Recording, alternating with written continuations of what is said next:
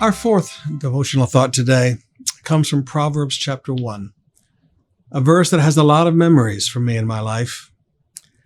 I can remember as a baby Christian coming home from college. My father was sitting in his big chair, and he was reading the Bible. I think he had been touched because I'd gotten saved, and I really got changed, and he saw the change. And one day in the house, he started yelling, "David, come here."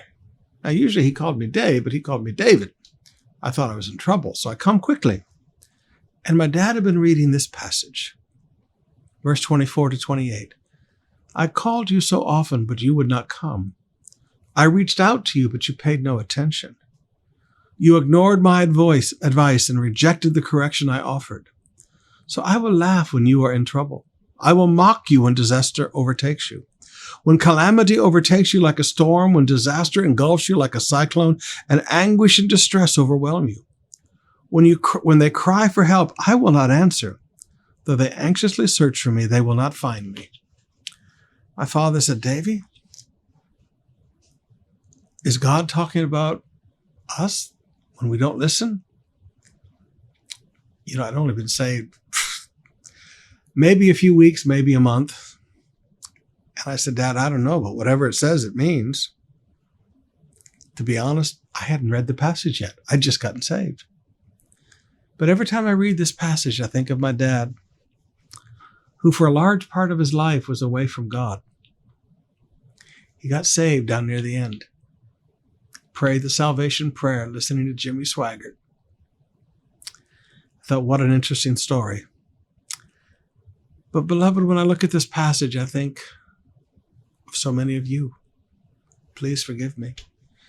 I've been your pastor for over 4 decades, and I've sat with some of you, and you've ignored his advice. You rejected the correction he brought. And then you've been in trouble. And forgive me, God didn't help you. God laughed at your trouble. You crawled out for mercy, and he didn't answer. Can I humbly beg of you today? When God reaches out to you, pay attention, please. He loves you. There's nobody in the universe that loves you like he does.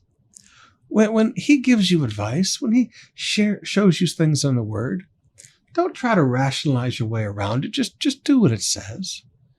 When he brings correction, don't reject it. Well, I'm going to do what I want to do. Bless God.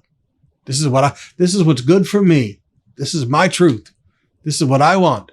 Please, I beg of you, don't ever do that. Learn. There is no one in the universe that loves you like him.